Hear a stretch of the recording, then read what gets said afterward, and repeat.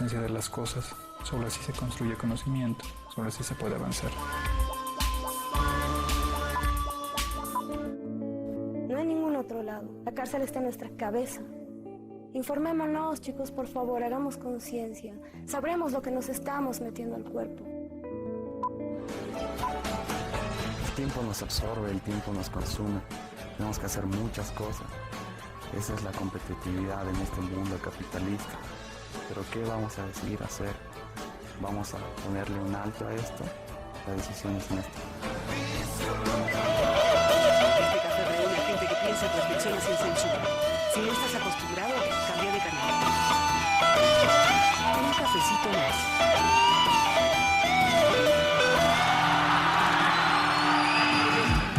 An acre is the area of a rectangle whose length is 1 furlong and whose width is 1 cubit.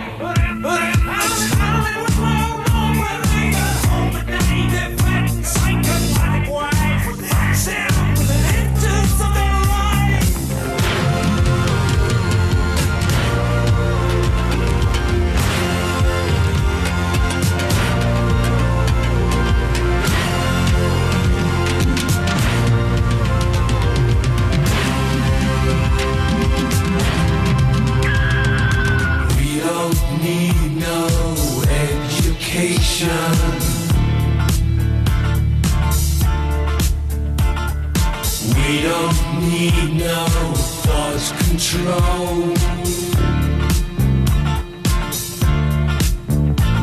No dark sarcasm in the classroom.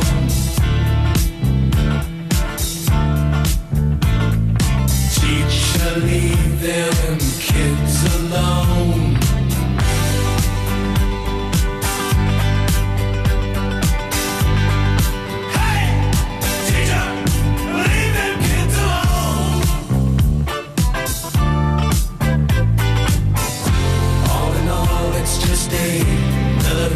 In the wall. Oh, do it again. All in all, you're just another brick in the wall. We don't need no education. If you don't eat your meat, you can't have any pudding. We don't need no school control. How can you have any pudding if you don't eat your meat?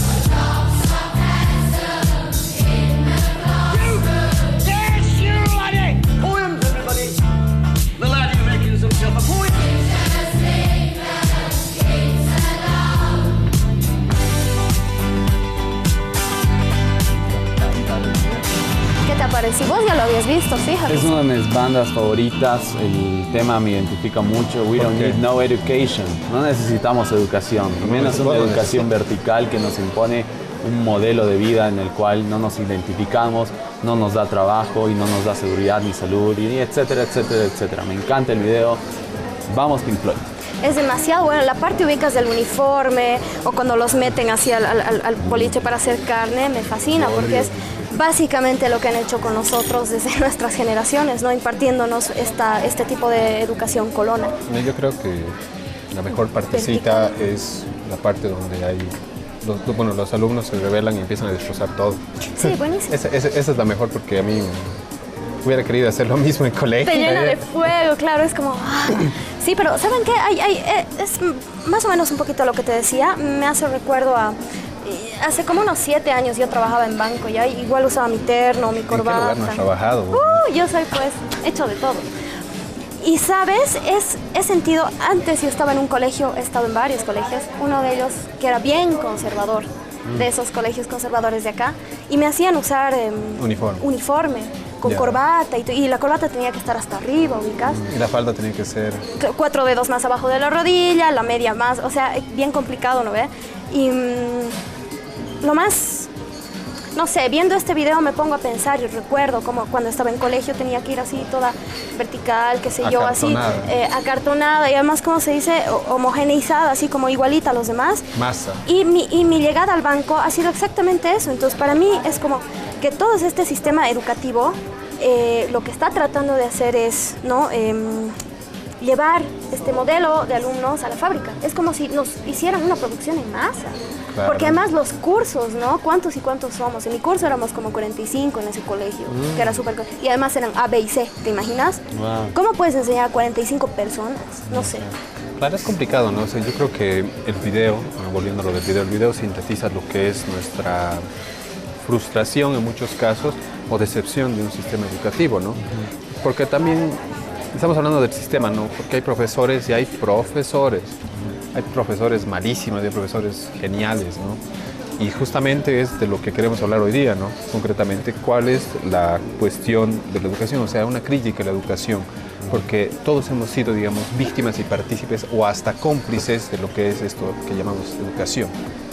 Para este caso yo creo que cada uno debe tener hasta una experiencia un poco triste o muy alegre respecto a lo que es la educación. Yo creo que puedes empezar con eso, tú, Andrés.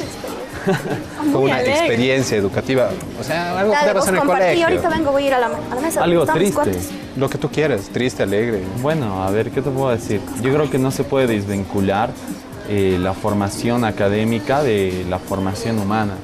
Es decir, tratar de parcelar la vida en partes como trabajo, colegio, hospital, familia, es una falacia y es una mentira que hemos vivido, bueno, no sé, tal vez en esta modernidad de producción, no sé cómo decirlo, tal vez este modelo educativo que empieza a surgir en el siglo XIX, que se da en colegios, ¿no? O sea, un cuarto cerrado donde entran, no sé, una cantidad de alumnos y todos reciben una materia que es así, pa, Tienen todos que como rezar. una máquina productiva con un producto, van pasando de cursos, ¿no? O sea, es como una fábrica, ¿no? Es como un cernidor además, ¿no? Es como, ay, a ver, ¿no? ¿Quiénes se van quedando? ¿No? Exacto, entonces para mí la educación, ese tipo de educación que hemos venido llevando históricamente, especialmente en esta era moderna, capitalista, me parece dañina para la humanidad, me parece dañina para cualquier individuo y hoy en día lo estamos viviendo, ¿no? Hay desempleo, especialmente en Europa, que es justamente uno de los principales promotores de este modelo de claro, educación. pues la cúspide de la academia, ¿no? Exacto. La casa. Entonces, son la casa temas grande. para reflexionar profundamente. Vos, Patito, ¿cuál es Patito? Quiero que me comentes alguna experiencia, ¿no? que hayas tenido respecto a esto, ligada a la educación, ¿no? Buena, mala. Ya, como que una hora no basta.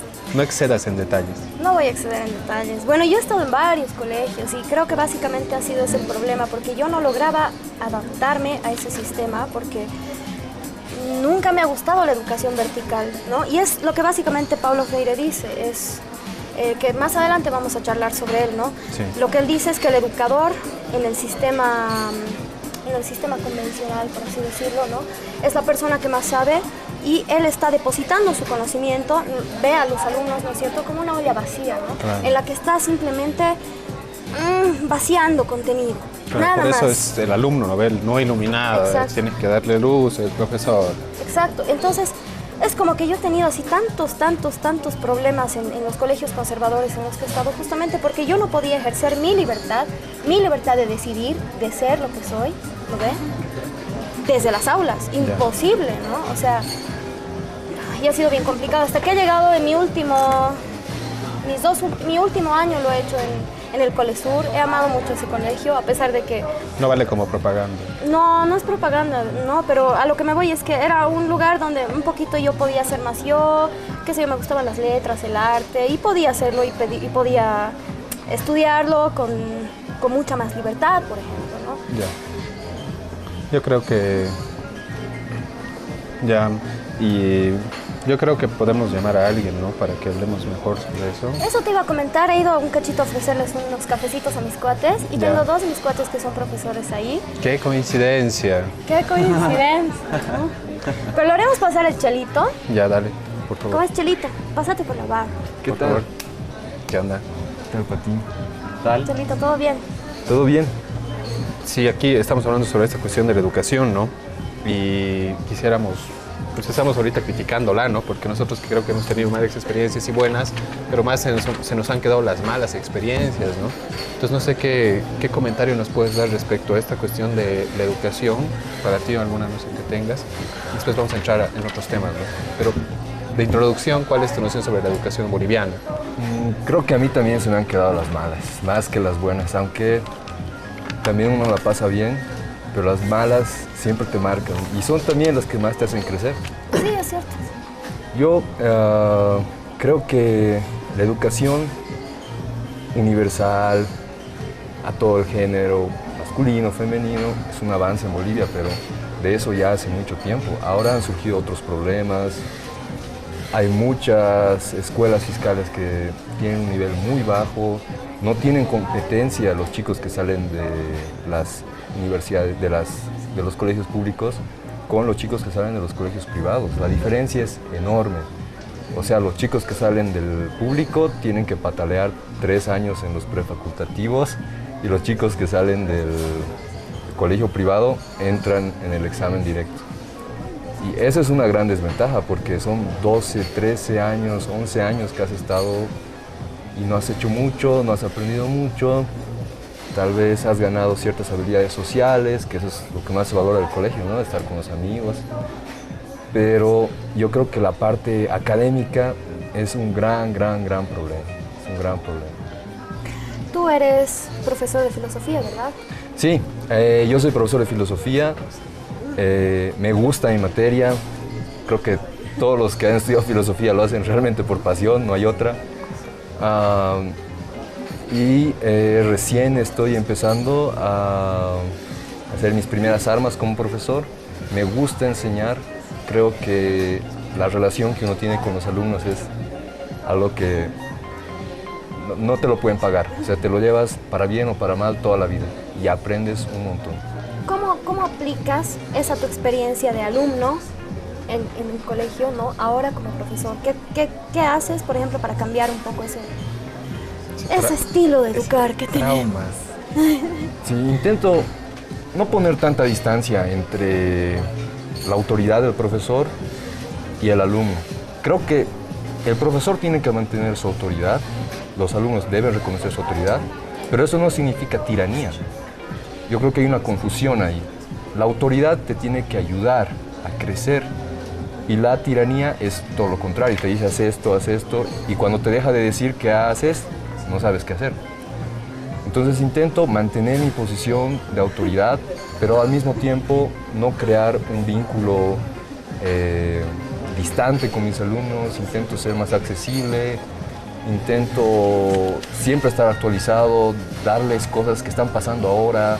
Muchas veces leemos el periódico y de ahí empieza la clase. ¡Qué lindo! Me gusta que los chicos se involucren mucho, que participen, que hablen. Si veo a uno que está callado, le obligo a hablar, tienes que hablar. Lo que sea. Claro. Pero tiene que o sea, hablar. si la fallas, que sea en el colegio y luego que te vaya bien. Claro, es verdad. Ahora, justamente este concepto alumno, si no me equivoco, viene del latín, que quiere decir sin luz, ¿no? Sí. Y creo que es un concepto peyorativo que deberíamos empezarlo a sacar de nuestro vocabulario porque nadie está sin luz. O sea, se refiere a una persona que no tiene conocimientos, ¿no? Sí. Cuando en realidad estamos tratando con seres humanos que tienen conocimientos, ¿no? Son seres potenciales, ¿no? Y es ahí donde tal vez podríamos usar otro término que es en vez de alumnos, estudiantes, ¿no?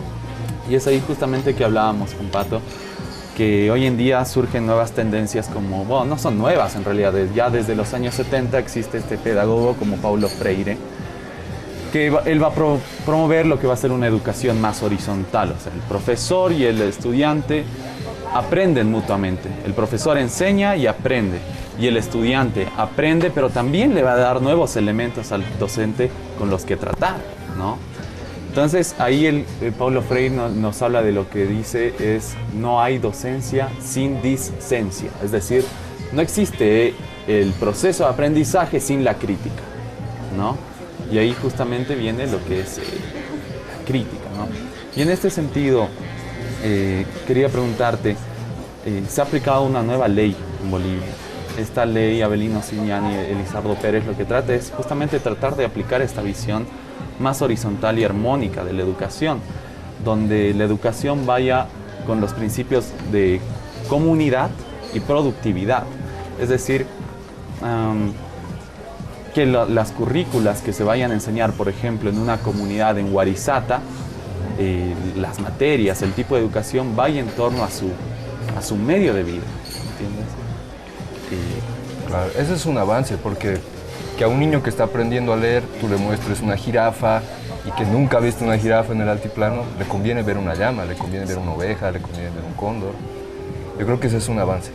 Yo tuve la oportunidad de revisar dos áreas, el área de valores, espiritualidad y religiones, que es la transformación de la antigua materia de religión en algo así como una historia de las religiones, una introducción a la axiología, a la teoría de los valores, y hay un gran avance. Yo creo que en esa parte la ley da un gran paso adelante, porque ya no es doctrina, ya no es te sabes esto y repites esto, sino es conoces qué ha pasado en la historia, reflexionas sobre lo que ha sucedido, tienes que dar tu opinión acerca de la religión, acerca de los valores, ya no es doctrina. También hay ciertas contradicciones, por ejemplo, dice, va a ser una educación laica, va a ser una educación que no dé pasos a seguir como en una receta al estudiante. Pero luego vemos planes muy rígidos, vemos planes que de alguna manera intentan adoctrinar, no hacia una religión, pero hacia ciertas prácticas culturales, como son ritos a la Pachamama y cosas así. No son una religión en sí, pero sí son ritos que los podemos considerar parte de una práctica religiosa. Y que incites, que empujes a un estudiante eso, ya es parte de un adoctrinamiento hacia el estudiante, que es lo que precisamente se quiere superar y que debería superarse. Bueno, en ese caso yo quería recordarles a todos y a quienes no saben también un poquito la historia de lo que ha sido la ley Avelino Cignani, ¿no? Que básicamente esta ley ha empezado en 1932 con la creación de la escuela de Warisata, justamente gracias a Lizardo Pérez y Avelino Cignani, ¿no? Que crearon esta primera escuelita con la visión justamente de dar una educación comunitaria, con los valores rescatados, ¿no? De cómo se vive en comunidad, sembrando tu propia comida, ¿no? Incentivando toda esta labor de trabajo que hay en la comunidad desde niños hasta ancianos, porque es así como trabaja la comunidad. Entonces esa está más o menos la base de la historia de la ley, de dónde viene, ¿no? De esta visión de comunidad. Y lo que tú dices es interesante, porque cómo se está aplicando ahora. Yo quisiera que nos ayudes, o sea, nos comentas una cuestión, ¿no? Sobre la aplicación de la ley y ligada a la descolonización, ¿no? Y con eso cerremos lo que es esta partecita, ¿no? Del programa, de nuestro café, sino enfocándonos en eso y que plantees tus conclusiones de manera bien breve, ¿no? Yo creo que el concepto de descolonizar es muy ambiguo. O sea, descolonizar, que me puedo quitar el sombrero porque no es de acá, o dejo de escuchar salsa porque es alienante al Caribe. ¿Hasta dónde? ¿Hasta dónde? ¿Hasta dónde vamos a descolonizar? Yo creo que la idea que rescataría es que hay que tomar elementos de nuestro entorno más cercano para educarnos. Eso de tomar cosas que se hacen en la comunidad del niño, que se hacen en la ciudad para educar al niño, eso está bien, pero también tiene que haber un elemento de perspectiva. Hay que dar al niño el horizonte del mundo global, del mundo abierto, del mundo crítico, del mundo libre, porque si bien es más fácil enseñarle a leer mostrándole la figura de una llama y no la de una jirafa, eventualmente tiene que saber que existen las jirafas y tiene que aprender dónde viven y tiene que aprender los rinocerontes, aunque no hayan rinocerontes en el altiplano o jirafas en el altiplano. Es igual de importante, pero eso sí, hay que rescatar los elementos del entorno cercano para educar. Yo creo que ha sido una muy buena charla. Yo creo que está muy interesante el tema y creo que deberíamos darnos un respirón de aire, ¿no? Sí. Para tomar más café. Sí, claro que sí.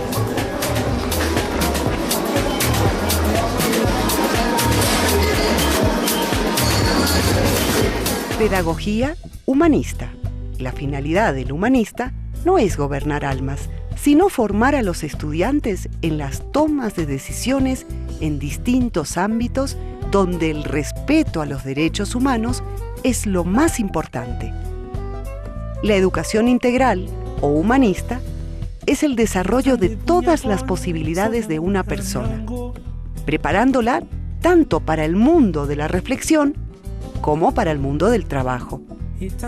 Conciencia es la noción que tenemos de las sensaciones, pensamientos y sentimientos que se experimentan en un momento determinado de nuestras vidas. En realidad, diríamos que conciencia es la comprensión del ambiente que nos rodea y el mundo interno de los demás.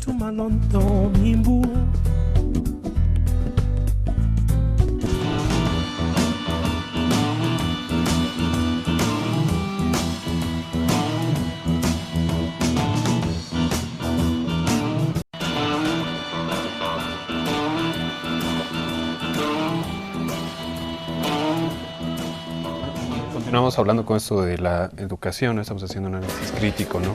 Y sí que está complicada la cosa, ¿no?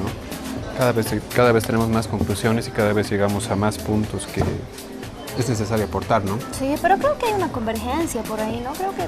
Bueno, veremos cómo se va desarrollando el cafecito. ¿Cómo están, chicos? ¿Cómo le va? ¿Están hablando de educación? Sí, pues. Qué bien. Justo sobre educación se los he preparado un pequeño video sobre la educación bancaria. De lujo. La educación bancaria es un poco una tendencia que nos dice la educación de una manera bien vertical y que se opone a lo que es la educación popular, que ya es más horizontal. Entonces, bueno, a ver, ¿les gusta el video? Dale. La educación bancaria es la concepción de la educación como un proceso en el que el educador deposita contenidos en la mente del educando. En lugar de observar la educación como un proceso de comunicación y diálogo consciente y con discernimiento, la educación bancaria contempla al educando como un sujeto pasivo e ignorante, que va a aprender por medio de la memorización y repetición de los contenidos que se le inculcan. Bajo esta lógica, el educador selecciona la información de forma a priori para luego instruirlas viéndose a sí mismo como un poseedor de verdades únicas e inamovibles. El término educación bancaria aparece por primera vez en la obra Pedagogía del oprimido del pedagogo brasileño Paulo Freire, quien analiza de forma crítica esta visión de la educación, la cual denuncia como un instrumento fundamental de la opresión en oposición a una educación popular. En la educación popular, el proceso de aprendizaje de un individuo se basa en la práctica, las experiencias, el razonamiento y el contexto social de ésta. Es decir, que el individuo aprende del medio que lo rodea sin necesariamente asistir a una institución educativa como tal. Ese tipo de cosas cambian mi noción sobre la educación. Hola, chicos. Hola. ¿Cómo es, Fercita? ¿Cómo es? Por favor, pase por acá. Les he estado escuchando un poco de lo que han estado hablando sobre educación. No sé si puedo también Pasate, yo. por favor, contribuinos, colaboranos, que hay tanto que queremos saber. Sí. Estás de profe, ¿no? Estoy de profe. A ver, contanos. Es muy interesante, o sea, sobre todo porque estoy enseñando literatura y esa es una materia que es muy difícil, primero muy difícil de dar porque no hay tampoco, nunca hay respuesta correcta en la literatura, eso es difícil y todavía mis alumnos se choquean de eso. Nunca hay respuesta correcta y además que igual es una materia que es muy difícil de que le tomen interés. Entonces, claro, yo estoy tratando de un poco de evitar tanto esas cuestiones técnicas en la literatura, o sea, tratar de solamente enfocar la cuestión en, qué sé yo, figuras poéticas, que es un oxímoron, que es un hipérbaton, casi ni yo me acuerdo. Pero la cuestión, lo que es más importante para ellos es que aprendan primero a analizar, aprendan a tener una postura crítica y sobre todo que aprendan la función de la literatura, la función de la poesía, por ejemplo, para qué sirve. Sobre todo que mucha gente nos ha preguntado para qué sirve la literatura y justamente a través de esto que aprendan los chicos para qué sirve, para qué está ahí y para qué me puede servir a mí, ¿no? Y cuál es su verdadera función y su verdadera razón de ser. Creo que para ahí va más la enseñanza de la literatura que estar enseñando figuras poéticas, que estar enseñando, qué sé yo, que es un verso libre, cosas así, digamos. Claro, y sí que debe ser una labor complicada, ¿no? Porque yo recuerdo mucho, ¿no? Que cuando era chango, joven, o sea, adolescente, ya no sé qué categoría darle, era la profesora de literatura que tuve, que si me estuviera escuchando seguramente me va a odiar. Efectivamente era muy aburrida, ¿no? Pero yo creo que debes tener una forma muy propia, muy característica para enseñar, ¿no? Y no sé si nos puedes comentar eso, ¿no? Claro, o sea, yo siempre he rechazado ese tipo de educación que es efectivamente bancaria, que utilizar a los chicos como un depósito, porque al fin y al cabo, si los utilizas, o sea, si los ves de esa manera, también son como un depósito, pero agujereado también, no van a retener nada. Y como les digo, lo que más importante es que aprendan a analizar, que tengan una postura, y que lo que yo hago más que tener una posición expositiva, por ejemplo, de yo sentarme, o sea, yo ponerme ahí enfrente y hablar, lo que trato de hacer es darles un par de herramientas, darles un par de datos, y a partir de eso que ellos, por su propia cuenta, tomen un par de interrogantes y los resuelvan ellos, sin necesidad de que yo les diga esté mal, esté bien, y después debatirlo entre todos.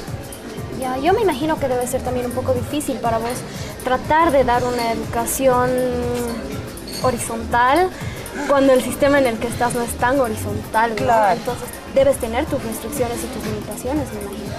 Claro, hay, digamos, un par de limitaciones. O sea, tengo que dar, por ejemplo, mucha teoría, tengo que dar, como digo, tengo que hacer que los chicos aprendan las figuras poéticas, pero yo lo pongo eso en un segundo plano. Ya. Me dan así como un programa diciendo, bueno, los chicos tienen que saber que es una metáfora, qué sé yo. Entonces, bueno, tienen que saberlo, pero utilizaremos eso para llevarlo a la discusión. Ya. ¿Nos puedes explicar un poquitito cómo es esta nueva forma de calificación que hay, que ha entrado justamente con la ley Avelino Signani 6040? ¿Cómo es? ¿De qué trata? Claro, justo es un porcentaje, el 60% de la nota de cada estudiante viene justamente en la nota de teoría, de concepto, etcétera, y un 40% de su comportamiento en clase, su comportamiento, cómo se ve, cómo lo ve el profesor, pero es igual un poco difuso, es difícil de calificar, o sea, ya de por sí es difícil calificar un trabajo, justamente en literatura, sobre todo un trabajo, una exposición. Después tratar de calificar el comportamiento también es complicado, porque hay veces que un chico no es que se ha portado mal porque es un malcriado, hay otros motivos también. Claro, ¿qué le está pasando en su casa? ¿Cuál es su entorno familiar? ¿Cuál es el entorno también en el colegio? O sea, hay también este tipo de cosas como la presión social de los chicos, que llevan a un chico o una chica a comportarse de tal u otra manera. Yo tengo chicos así que en un grupo se comportan de tal manera y conmigo se comportan de otra. Cuando estamos a solas, digamos, ¿no? Yo le estoy comentando un trabajo y es otra persona. Entonces eso también tiene mucho que ver, ¿no? O sea, y es muy difícil que yo califique una conducta sin saber, basándome en cosas solamente que yo veo y sin ver lo que hay detrás. Ahora, un tema que me parece sumamente importante es que estamos viendo la educación solamente en el ámbito del colegio, y no estamos viendo la educación que es un poco más grande, ¿no? O sea, no solamente está el colegio, está la universidad, están lo que son los doctorados, los posgrados. Y yo me pregunto, o sea, ¿de qué sirve la educación? Esta educación más que todo que viene de un sistema liberal, donde te enseñan ciencias o materias universales, si al fin y al cabo, en el largo plazo, lo que has invertido en tu educación no te rinde un rédito económico, por así decirlo. Es decir, por ejemplo, hoy en día hay muchos estudiantes en la universidad que se forman en ciencias humanas, como el derecho, por ejemplo. Es una carrera sumamente sobrepoblada, pero al fin y al cabo, o sea, no encuentras trabajo, y si es que encuentras un trabajo es con un sueldo que no esperabas, o sea, no es con lo que has invertido, o sea, no valió la pena. O sea, ¿qué es lo que pasa? ¿Qué es lo que pasa con nuestra educación en Bolivia? Claro, y lo que me hace pensar también es solamente el tema de la educación, o sea, porque justamente estamos hablando más allá de la institución educativa, si no estamos hablando de un mercado laboral que no aprecia, primero que no puede llegar a apreciar el tipo de formación que tienes, la puede menospreciar, puede llevarlo, tomarlo de otra manera, interpretarlo de una manera que no es la que realmente esperabas, por ejemplo, ¿no? Y me parece que va más por el lado del mercado laboral que más que el lado de la educación. ¿Hay una correspondencia entre mercado laboral y educación en Bolivia? Difícil pregunta. Complicado. Yo quizás le puedo contestar al Nico, ¿no? En base a una breve investigación que hemos hecho con unos amigos sobre la cuestión de la educación y la cuestión de la demanda laboral, efectivamente en todas las universidades públicas hay una nueva orientación a partir de la década de los 90 respecto a lo que es la demanda laboral para constituir nuevas carreras. Eso se da, creo, en la 23ª conferencia de la CUP y del CV. Y es que a partir de eso se constituye, ¿no?, como un paradigma dentro de la constitución de las universidades. O sea, sí está acorde teóricamente a la oferta y demanda, ¿no?, de profesionales, pero no creo que se esté cumpliendo en la medida cabal, ¿no? Eso como manera de respuesta para vos, ¿no? Nico. No. Pero, reencaminando esto que estamos hablando, vamos a hablar, quisiera que nos comentes algunas cuestiones, ¿no?, aplicadas en la educación. Por ejemplo, una es de la cuestión de género, de cómo es eso de la inclusión y qué tan importante es para la educación en la cuestión de la clase, ¿no? Porque hay colegios privados, hay colegios públicos, entonces también no sé cómo podemos entremezclar eso, ¿no? En especial lo de la inclusión que ahora está vigente, ¿no? Y ahora está con patada voladora como paradigma educativo, ¿no? Justamente sobre eso quería contextualizarte un poquito la pregunta de Andrés, porque en este tema de género, de violencia, de inclusión, de identidad, por ejemplo, que se habla tanto, que se está tratando de hacer realmente una construcción aquí en el país, no sé si han escuchado hablar de este caso que se dio en el Ayacucho, donde unas cuantas niñas quedaron embarazadas, ¿no? Entonces, a raíz de esto, el colegio sacó como un decreto que dice que les aconsejarían cambiarse, ¿no?, a un nocturno. ¿Y por qué razón? O sea, claro, exacto, ¿no? Y a raíz de eso sé que bueno, que el gobierno se ha pronunciado, la gente se ha pronunciado, ha dicho cómo puede ser eso, discriminación, que no sé qué. Y en teoría no se puede expulsar a una alumna que esté embarazada, ¿no es cierto? Claro. Pero no sé, ¿cómo ves tú esa realidad aplicada a tu contexto? Claro, porque hay una teoría que no te pueden expulsar por estar embarazada, no te pueden expulsar de un colegio por ser mamá, por ejemplo, pero hay un tema de, más que de discriminación, es también el qué dirán. Entonces, ¿qué dirán de mi institución en primer lugar? Por eso las mandamos a la noche, o sea, creo que va por ese lado. ¿Qué van a decir de mi institución? Las mandaremos a la noche donde nadie las vea. Creo que va más por ese lado. Y claro, efectivamente es discriminación, o sea, una mujer, o sea, que es una chica que está embarazada y sobre todo que al quedar embarazada tan chica sin terminar los estudios, o sea, pierde, o sea, un poco más de posibilidades, y justamente el colegio lo que está haciendo es quitárselas aún más. Pasa eso lo mismo con las mujeres embarazadas, en la universidad también como en el colegio. O sea, en las universidades hay muchos líos. Por ejemplo, cuando yo viví en Argentina hubo muchos problemas con el tema de construir una guardería. Uy, es súper necesario, pero yo te digo que cuando andaba panzona iba a la universidad también, claro. O sea, y con tu guagua y todo es bien complicado. Con la guagua, o sea, yo he conocido, tengo amigas que han ido hacia la universidad a clase, lo han dejado a su hijito sentadito ahí en las escaleras de la aula magna y estar mirándolo todo el rato, y es un lío.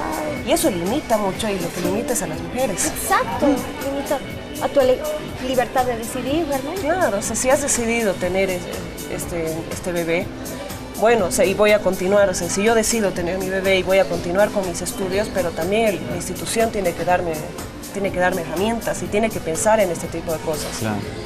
Pensar en, o sea, guardería, en cuidados, y pasa lo mismo también, no solamente en cuestión de género, sino en un montón de cosas, en chicos así con capacidades especiales. Hay muchos problemas en eso, en cuestión de inclusión. Yo tengo mucho acercamiento a chicos con autismo y son chicos totalmente capaces, son muy inteligentes, pero tienen problemas sociales. Y la mayoría de los colegios te los toman como si fueran loquitos, así, y no quieren aceptarlos, cuando en realidad la ley te dice que tienes que aceptarlos, pero no quieren. Y ahora igual, como te digo, en Argentina, que he estado estudiando también mucho el tema, lo que hay ahora es que en las escuelas públicas están ahora obligados a aceptar a los chicos con autismo y el Estado tiene que proporcionar una maestra integradora o un maestro integrador que no necesariamente significa que le va a ayudar con la tarea, sino que le va a ayudar a integrarse al curso, a tener más vida social, a poder hablar y justamente relacionarse con el profesor, y eso es lo más interesante. O sea, y esto no está pasando en Bolivia. Sí. Y si hay un maestro integrador, lo paga el padre, no lo paga el Estado. Me parece muy buena todo lo que estás comentando, ¿no? Y cada vez estamos viendo más complicada la cosa, ¿no? No es tan sencillo. Y efectivamente yo creo que nos puedes dar una muy breve conclusión sobre cuál es tu crítica final para esto, ¿no? Y nos salimos a tomar aire. Y nos salimos a tomar aire porque vamos a seguir todavía después con esto, ¿no? Café está muy de este bloquecito. Ya. Nada, o sea, hoy hemos hablado de tantas cosas también, pero efectivamente de que es necesario, bueno, yo creo que en principio es súper necesario poder dejar que el chico participe más en la clase, que es dejarlo expresarse, dejarlo. Lo que a mí me interesa más que exponerle cosas y decirle esto es la verdad, sino justamente enseñarle, enseñarle a pensar, enseñarle a ser crítico, enseñarle a ser, enseñarle a maquinar, digamos, no solamente a retener, sino justamente con lo que yo le doy. Y yo les digo así, chicos, si este poema les parece una basura, díganlo. Si ustedes creen que yo estoy, o no les parece mi interpretación, díganmelo, o sea, cuestiónenme. Eso también es así, que les digo mucho, es que me cuestionen, qué sé yo, si no les parece que mi interpretación es correcta, ¿cuál es la tuya? Explícame, convénceme. Eso es lo que yo trato de hacer mucho, y bueno, con el tema de inclusión, justamente se necesita más leyes y el Estado necesita estar más presente en este tema, sobre todo en inclusión de chicos con discapacidad. Perdón. Sí, dale. Tenemos que tomar un poco de aire. Yo creo que vamos a seguir hablando siempre de esto porque creo que se están deshidratando. Otro cafecito. Otro cafecito, seguimos. Para Paulo Freire existen dos tipos de concepción de la educación. Primero la bancaria y la liberadora. Hablemos de la educación bancaria. En síntesis, diríamos que la educación bancaria es cuando el maestro impone las reglas del juego y punto. Es así y punto. Educación liberadora es cuando nadie educa a nadie. Es decir, el hombre se educa mediatizado por la sociedad o por el mundo o por su entorno. Se utiliza mucho en este tipo de educación el diálogo a través de la palabra y el alumno reflexiona, es crítico y se fomenta mucho la creatividad y la conciencia crítica del educando.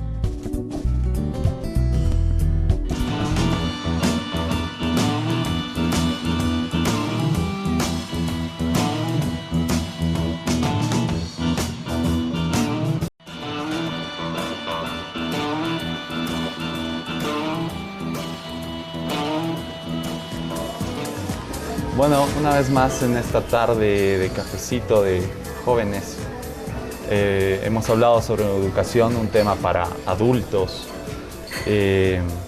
justamente con dos profesores como Fernanda y Marcelo, y que ellos también son jóvenes y nos compartieron sus experiencias en la práctica, en la vida práctica, ¿no? Hablamos temas como qué es la descolonización, y ahora se nos viene un debate intenso y profundo con los dos, así que estamos en eso, Patito.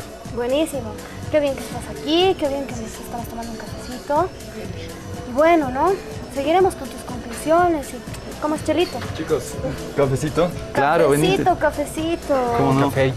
Un poco ya, en las últimas. Aquí hay azúcar. Pero sentate. Pero que se meta, que se integre. Pero claro, integrate. Hablaremos. Bueno, yo quería empezar justamente a preguntar el tema. Ustedes dos vienen de una formación universitaria que no es nacional necesariamente. Ustedes tuvieron la oportunidad de estudiar en la Universidad de Buenos Aires, ¿no? primero quería tocar uno de los temas que era, en Buenos Aires recientemente hubo un problema con lo que es los estudiantes que estudian en la capital federal, que en las villas tuvieron que habilitar containers a falta de establecimientos públicos, ¿no? Exacto. ¿Qué nos puedes comentar sobre eso? Sí, en la ciudad de Buenos Aires hubo muchos problemas con las escuelas públicas, sobre todo, no solamente cerca de las villas, sino en varios barrios, sobre todo barrios populares como Villa Soldati, etcétera, que efectivamente ya no había campo porque se organizaron mal, hicieron también un sistema de inscripción por turno por internet para las escuelas públicas, pero resulta que nunca había cupo, nunca había turno, nunca había cupo. Entonces lo primero que pasó es que con los chicos de los barrios más populares, de los barrios más marginados, tuvieron que habilitar containers, que por más extraño que suene, pero efectivamente fueron a dar clases en containers, y en otros casos armaron aulas de clase en los pasillos de los colegios, de las escuelas públicas, para habilitar así clases y chicos, así, para que los chicos sin turno, o sea, sin cupo, vayan ahí. Igual muchos chicos tuvieron que cambiarse de colegio por culpa de este sistema, tuvieron que cambiarse a otros colegios, separarse, por ejemplo, sus hermanos menores o mayores, a chicos que no les dieron cupo, o sea, que estaban en un colegio, que era el colegio que estaba a la vuelta de su casa, los mandaron a colegios al otro lado de la ciudad. Fue así un desastre, y al mismo tiempo, y muchos otros de los chicos lo que tuvieron que hacer es, como ya no tuvieron más cupo, tener que irse de la escuela pública a las privadas, y eso fue... Y es un tema bastante parecido a lo que tuvimos aquí a inicio de gestión escolar, o generalmente a finalizar el año. Aquí los padres van a hacer fila a las escuelas y a los colegios para inscribir a sus hijos, pero aquí lo definen por sorteo. Y hay chicos que se quedan sin entrar al colegio que le queda más cercano. Es un tema que está agobiando justamente a todo, no solamente en Argentina, sino también en Bolivia. Claro, y además es un problema si no lo puedes mandar solo a tu chico, un nene así de 8 años, no lo puedes mandar solo a que atraviese la ciudad, y es un problema también para los padres que trabajan, entonces... Y hay un tema más que quería tocar. Yo tuve la oportunidad, igual que ustedes, de hacer el ciclo básico común de la Universidad de Buenos Aires. Y ahí justamente se tocó el problema de lo que es la salud mental, la paz mental, en correlación de tu educación. Y había un docente de sociología, Alejandro Monteverde, que nos decía que justamente el tema de la educación no puede llevarse a cabo si no hay una salud mental desde el estudiante. Es decir, necesita el estudiante tener cierta paz, cierta seguridad, cierto confort para poder estudiar, porque justamente los problemas que Pato nos decía, las dificultades de justamente de ser una madre embarazada y estudiar, estar atendiendo al hijo, son cosas que te dificultan la educación, ¿no? Y ahí viene justamente lo que es lo que te brinda las instituciones públicas. Y ahí se presentaba un chico, porque en la Universidad de Buenos Aires tú tienes chicos pudientes de capital federal, como también tienes chicos de recursos bajos. Y ahí lo que proponía un chico decía, bueno, ¿por qué no habilitamos un aula o una clase solamente para chicos que están en una estabilidad económica bien y no tienen ningún problema, y otro para chicos que no tienen recursos económicos? ¿Qué piensas al respecto? Bueno, antes mi alma mater es la Universidad de San Andrés. Yo he estudiado filosofía en San Andrés, pero creo que sí hay un problema general en Latinoamérica. No hay muchas condiciones, al menos aquí en La Paz. Yo no conozco una biblioteca que sea 24 horas. O sea, si quieres ir y estudiar de 8 a 12, no hay dónde. Y en otros países sí los hay. O sea, tú vas, te puedes amanecer, la biblioteca nunca cierra. Yo creo que donde se evidencia que hay un gran problema a nivel latinoamericano en la escuela secundaria es en los tests internacionales. Ranqueamos muy bajo, Bolivia ni ranquea, no se toma el examen, y eso es un gran perjuicio para el país. No sabemos siquiera dónde estamos. Colombia ha entrado recién, ha ranqueado al final, pero saben más o menos dónde están y así pueden proyectar cómo elevar su nivel también. Yo quisiera destacar, ¿no? Algunas, bueno, comentar, ¿no? De lo que había una lluvia de ideas acá, ¿no? Yo creo que hay un elemento visual que refleja bien lo que ha dicho Nico. Es una película que se llama Machuca, una película chilena donde te demuestra cuán diferente es la educación en cuestión de clases a ratos y cuán injusta puede ser, ¿no? Les recomiendo a quien esté interesado, ¿no? Respecto al otro de la calidad, ¿no? Yo creo que ya estamos hablando de calidad académica, ¿no? Que es una necesidad. Y como comentario también, vale la pena decir de que Ecuador es el único país que tiene en su constitución de que tiene que haber un parámetro de calidad académica, ya sea en colegios y en especial en universidades, ¿no? Mientras que acá está limitada la cosa, ¿no? Porque tenemos un corpus burocrático que ha postergado las cosas, ¿no? Recién se está intentando mejorar esas cosas a partir de leyes, de normativas, ¿no? Pero después está estancada, ¿no? Y hay varias limitaciones, ¿no? En la cuestión educativa institucional, ¿no? Así es. Bueno, yo tengo el dato de que en 1970 se realiza el primer programa para desterrar el analfabetismo, que lleva a cabo el primer Congreso Pedagógico Nacional, del que participa, bueno, este gran escritor que es Mariano Baptista Gumucio, ¿no? Y a raíz de esto él saca 2 libros muy importantes que son Salvemos a Bolivia, de la escuela, ese título, qué bueno, y el segundo que es La educación como forma de suicidio nacional. Es como complicado, ¿no? Entonces vemos que esta falencia educativa realmente, obviamente siempre ha persistido, pero se han estado buscando mecanismos.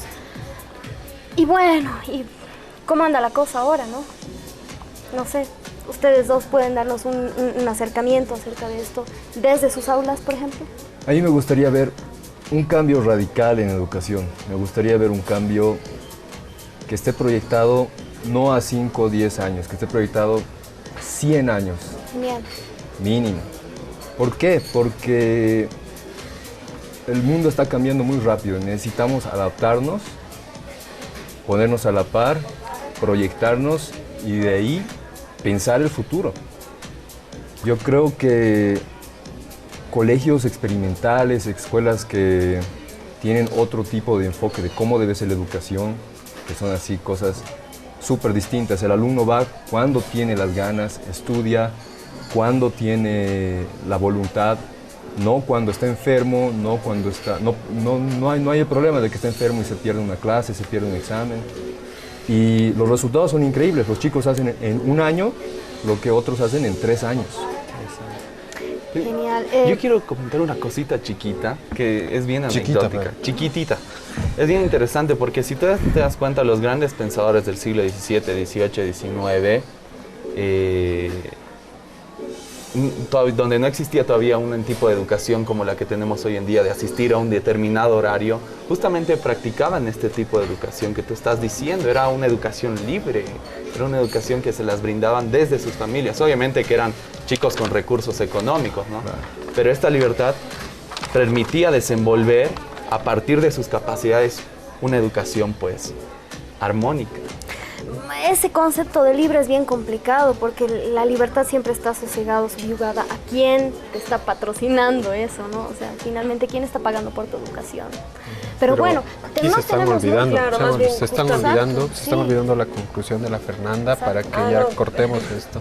No, pero justamente aumentando lo que ya dije antes, y lo que es interesante, que hemos medio tanteado el tema antes, es el tema de los distintos tipos de colegios, y justamente lo que tiene que haber una revolución es la educación pública. Ahora, yo trabajo en un colegio privado, que es un colegio de familias que son pudientes, pero justamente que tiene la oportunidad de pagar a profesores que vienen de distintas formaciones, que se formaron en el exterior, etcétera, etcétera.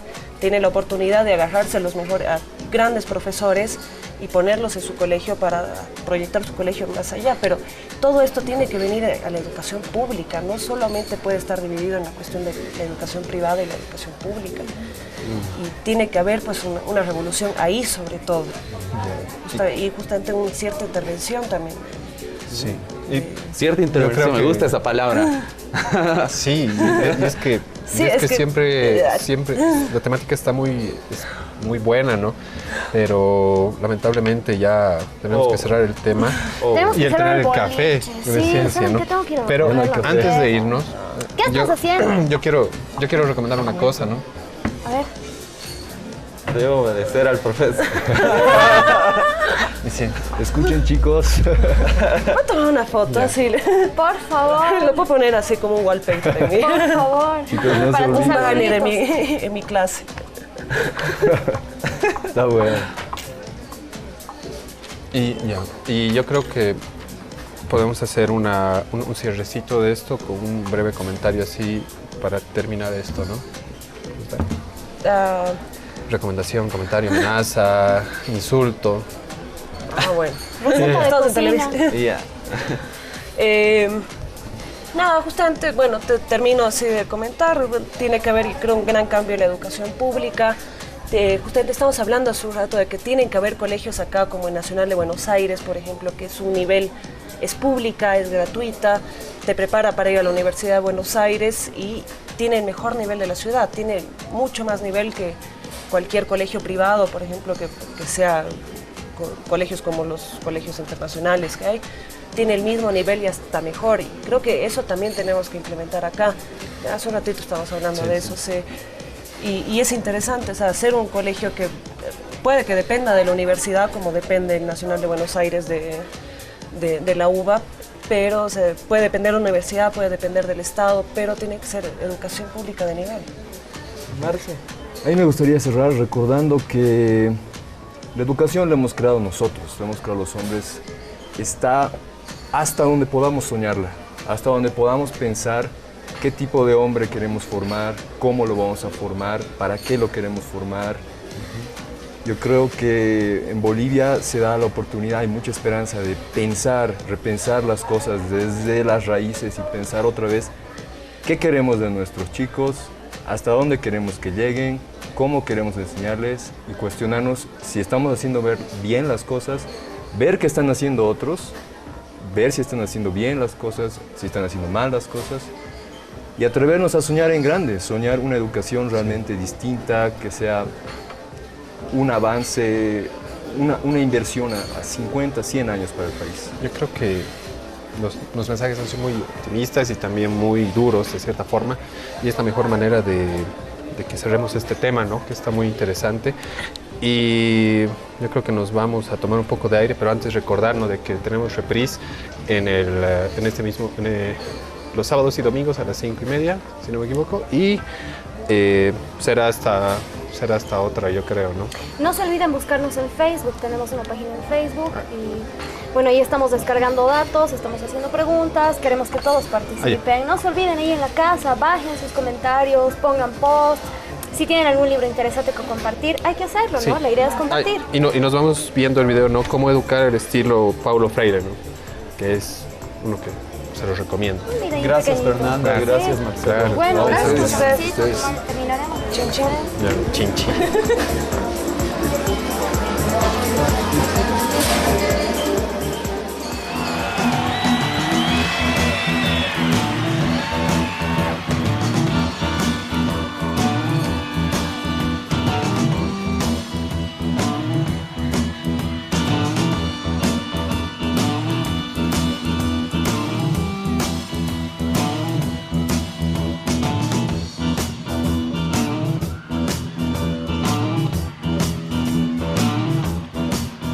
Keep your eye on the road, you hand upon the wheel.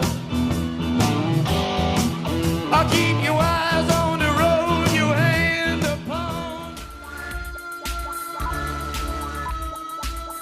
La crítica es la esencia de las cosas. Solo así se construye conocimiento. Solo así se puede avanzar. No hay ningún otro lado. La cárcel está en nuestra cabeza. Informémonos, chicos, por favor, hagamos conciencia. Sabremos lo que nos estamos metiendo al cuerpo. El tiempo nos absorbe, el tiempo nos consume. Tenemos que hacer muchas cosas. Esa es la competitividad en este mundo capitalista. Pero ¿qué vamos a decidir hacer? ¿Vamos a ponerle un alto a esto? La decisión es nuestra. Este café reúne a gente que piensa y reflexiona sin censura. Si no estás acostumbrado, cambia de canal. Un cafecito más.